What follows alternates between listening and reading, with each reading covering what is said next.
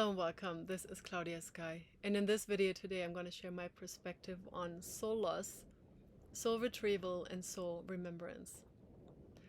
So for me, you might have your own definition, but for me the soul is what animates us, what gives us life. It's our essence. It's the core of our being. And unlike the spirit, the soul can experience trauma. It can get hurt.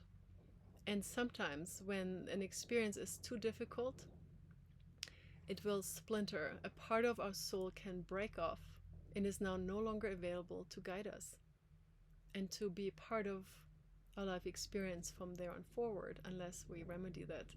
In psychology, that's called dissociation. And while a soul part can come back spontaneously, it's possible, it's not very common. It's not something I would count on. So when a soul part splinters off, we are weakened by that because we are less in our being as our soul. So first off, that space, since the universe abhors a vacuum, will be taken up by some other energy. Can be a thought form, can be a foreign energy like an entity. You can see that usually in people's eyes when they have a lot of soul loss and a lot of enmeshment, energy enmeshment, that their eyes look not right. It's like there's something else there. That is what you see when you see foreign energy. And beyond that, which means usually you can be, there's people that hear voices. This can lead to multiple personalities. But beyond that, even when it's not that severe, it weakens us because now we have less of our own soul force guiding us, giving us the strength and the wisdom, the actual essence to live our life and do what we came to experience and do. And so life is harder, and it can show up as symptoms like depression, anxiety, hopelessness, not having a direction, just feeling disconnected from life, feeling bored, indifferent.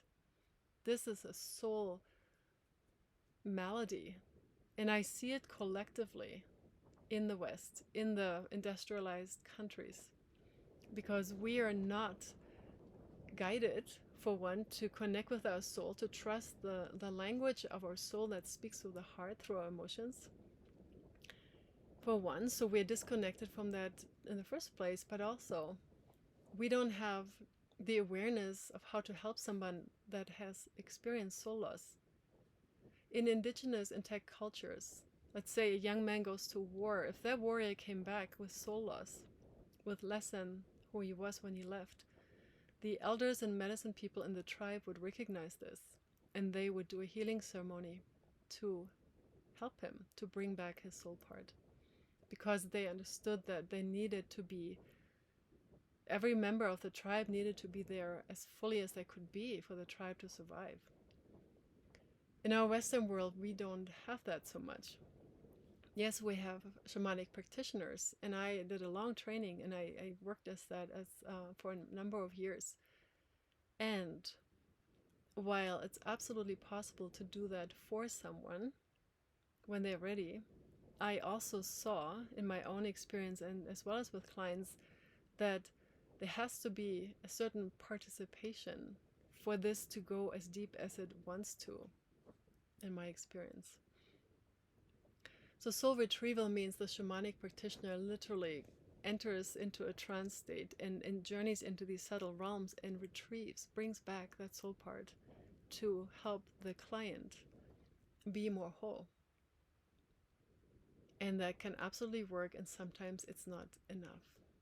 And I believe that's when the soul's yearning and privilege, when the soul decided that they want to be very much involved in this process for a reason, because it is a power retrieval. It's a process of remembering oneself. It's part of the awakening process, and as such, it's not passive at all. It's very active. And what else do I want to say here? So when we have experienced soul loss at a very young age, let's say you experience that before you can even speak, or before your brain works in such a way that you can make sense of it. So let's say you have a lot of soul loss at the age of 2 or 5, you will never know yourself as who you are because you lost a part of who you are. So you don't know yourself, you can't be yourself. You're going to create quite a persona and a facade out of sheer protection, and it's all unconscious. But you are not who you are. And in this way, you're deeply weakened. We often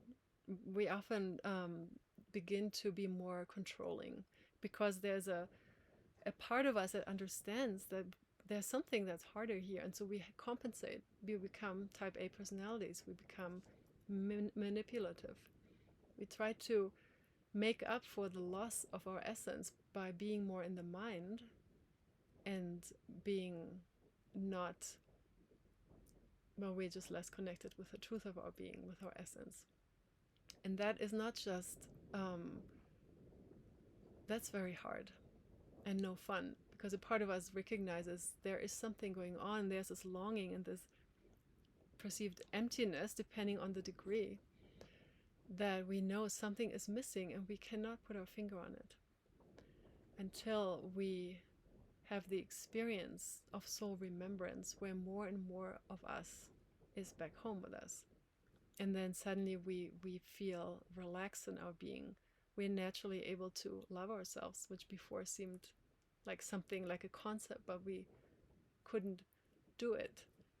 Because now we know ourselves, and we have a relationship with ourselves. It's easier to be in relationship with another because there's more of us here resting in our physical body that has the capacity now to do these things that we might have seen others do, and it looked so easy, and we just couldn't, even though we're not less intelligent. It just wasn't, we weren't able to, because there was something missing. And when that something is missing, life is simply more difficult. And I'm speaking from personal experience here, as well as being a practitioner. So when we ask ourselves the question, well, could that be me? Most likely, it's rare for me to meet a person that, when I have permission to check in on this, does not have a degree of soul loss. And it can be from massive, where maybe 10% of them is actually here and the rest is not them. It can be that dramatic, to a little bit. And of course, on that spectrum, you will find the level of difficulty that someone has. And there's almost nothing as rewarding than being on that journey of soul remembrance. Because with the collecting back of the pieces that were missing comes more joy, comes a strength that we never knew, comes a deep wisdom. Because all these parts carry qualities, they carry certain virtues, they carry certain abilities and skills that we came with for a good reason into this life with, but we never had available. Suddenly you might just be more patient. You might have a wherewithal in situations that before you would lose yourself. Your nervous system can regulate again. If you do not have most of your soul with you, there's no way you can be as, you can respond to a stress the same way a person can that does not carry that trauma response within them. So if this sounds at all familiar, please be kind to yourself. You're not doing anything wrong. There's simply a lack of a resource that you were born with, that you need in order to function here fully as a human being in this very challenging world. And you can bring yourself back home. This is the hero's journey. It's another way to look at that. It's coming back home into the fullness of our being with all here, everything that we are. Another point to this I see is the soul loss we are invited into. And I might lose some people here, but I see us being seduced into giving our power away very often. And it can look quite innocent to not so much.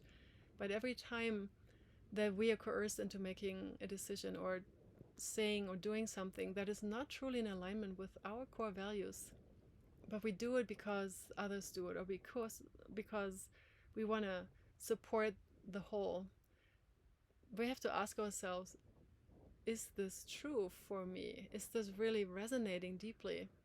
Because if I do it without my soul saying yes, we're giving our power away and we're weakening the connection to our soul. And that voice and that light and that essence will dim down. And the more we do that, the less we acting from our deep inner knowing, from our sovereignty, from our true love for life, the more we lose ourselves. And so the collective soul loss is something to consider, because a society that is resting on individuals that are not in their power, that are not in their integrity, that cannot come from their fullness, will reflect that lack back in many ways as we see it today. Not just the mental illness we see, but a lot of the scarcity and the stress is a reflection of the collective soul loss that we've been in for a long time. And like I said, I see soul remembrance happening, as well as individuals are finding their way through this darkness, through this jungle, acknowledging their shadow, not looking away, but being courageous and staying in this question: who am I? Why am I here? What's my purpose? What is all this about? What is going on? And how can I be authentic in this time of change? How can I be me? That's my question. So, something to consider. And you can, of course, go to a shamanic practitioner and work with them. And if you don't feel much of a shift, for me, really, even though I am a shamanic practitioner and I help many people in these ways, I had to go on my own journey with this, because there was something that just wasn't clicking into gear. And I recognized at a point in my mid-40s that I had lost a lot of my soul when I was very, very young. And it was both humbling and exhilarating, because as soon as I saw it, of course, I knew I could call it back. And I just began to call it back. I just began to pray and ask life to show me a way. And that changed everything for me. Everything. Because I did remember the things that I had forgotten, the ways in which I had forgotten myself. And with these memories and these pieces of me coming back to me, I experienced myself as a quite different human being, and yet oddly familiar. So this is my share for today. I feel like it's a very important subject, and I imagine a lot of you can relate to that and might have your own way of working with this matter. And if you have any information that could help us, that could help another, please share it in the comments below. I read them and they give me strength as well. Also, I want to mention that I created a little freebie for people that are interested in using their innately creative energies that are residing in our energy centers, the chakras, to be more conscious in creating things in life. If that's interesting to you, then click on the link below where it says Conscious Co-Creation Code, or I'll find some way to link it. And I offer this to you freely. Have a beautiful day.